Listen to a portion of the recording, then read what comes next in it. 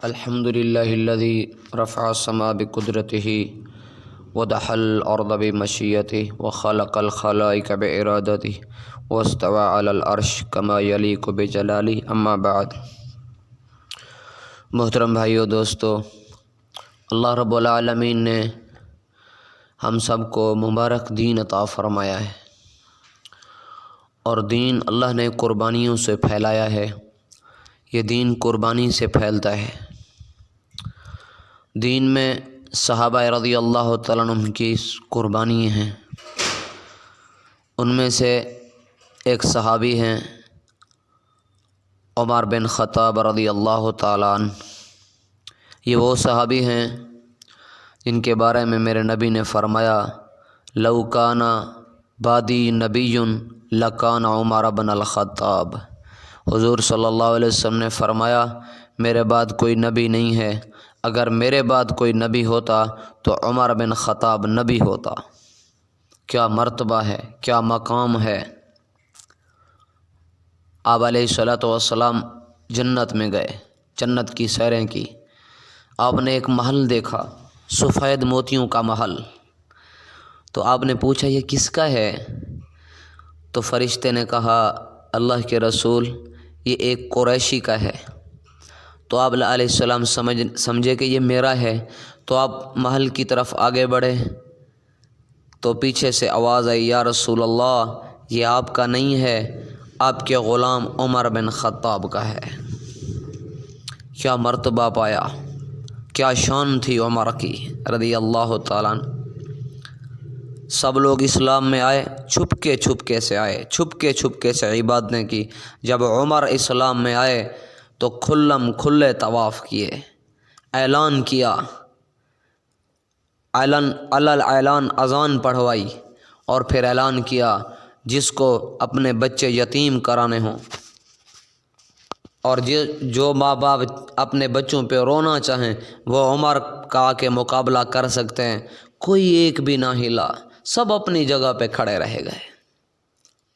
حضرت عمر رضی اللہ تعالیٰ عنہ خود فرماتے ہیں، جب سے میں اسلام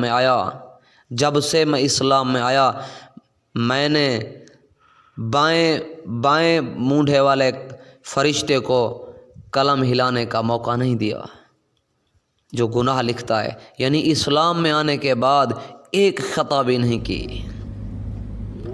اور حضرت عمر وہ ہستی ہیں جس کی چاہت پہ قرآن اترا۔ حضرت عمر رضی اللہ تعالیٰ عنہ کے دل میں یہ خواہش تھی، تڑپ تھی۔ کیا تڑپ تھی؟ کہ عورت پردے میں آ جائے۔ عورت پردے میں اچھی لگتی ہے، عورت کا اس طرح کھلے پھرنا اچھا نہیں ہے۔ حضرت عمر دل میں یہ بات اپنے دل میں کرتے تھے، میرے اللہ کو پسند آئی، اللہ نے قرآن اتار کے بھیجا، پردے کا حکم آ گیا عمر کی چاہت پہ۔ آپ علیہ الصلوۃ والسلام حضرت عمر رضی اللہ تعالیٰ عنہ کے مشورے پر عمل کیا۔ ایک جنگ کے موقع پر 30,000 صحابہ تھے، 30,000، کھانے ختم، پانی ختم۔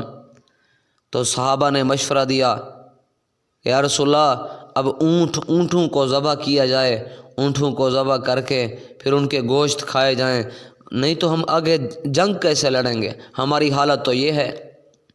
آپ نے فرمایا ٹھیک ہے، 1-2 اونٹ ذبح کر دیتے ہیں، آہستہ آہستہ پھر ذبح کرتے رہیں گے۔ آپ نے یہ طے کر دیا تو حضرت عمر نے رضی اللہ تعالیٰ نے عرض کی، یا رسول اللہ مشورہ تو آپ کا سر آنکھوں پر، میرا بھی ایک مشورہ ہے۔ آپ نے فرمایا، جی عمر آپ کا کیا مشورہ ہے؟ کہ یا رسول اللہ میں یہ چاہتا ہوں اونٹ ذبح نہ کیے جائیں۔ اگر اونٹ ذبح کیے جائیں گے تو ہم کیسے چلیں گے، سفر کیسے کریں گے؟ یا رسول اللہ جن کے پاس تھوڑا توشہ ہے وہ سب ایک جگہ میں جمع کر لیں اور پھر ان پہ برکت کی دعا کر دیں، آپ اللہ کے نبی ہیں، اللہ اس میں برکت دے دے گا۔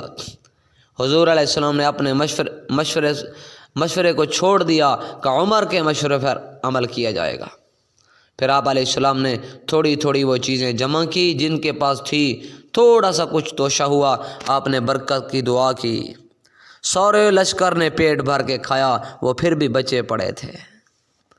حضرت عمر رضی اللہ تعالیٰ عنہ، آخری وقت ہے، جنت کی بشارت مل چکی ہے، جنت کی بشارت پانے کے بعد بھی خوف اتنی ہے، آخری وقت جاتے ہوئے کہہ رہے ہیں ویل لک یا عمر ان لم یغفر لک ربک، اے عمر اگر تیرے رب نے تجھے نہ بخشا تو تو کس طرح جائے گا اللہ کے سامنے، تیرا کیا بنے گا اللہ کے سامنے، بخشایا عمر ہے۔ تو بھائیو، اللہ جل شانہ نے ہمیں موقع عطا فرمایا، دین سیکھیں، اس پہ عمل کریں، دین دوسروں تک پہنچانا ہے، صحابہ کی زندگی پڑھو اور اس پہ عمل کرو۔ اللہ جل شانہ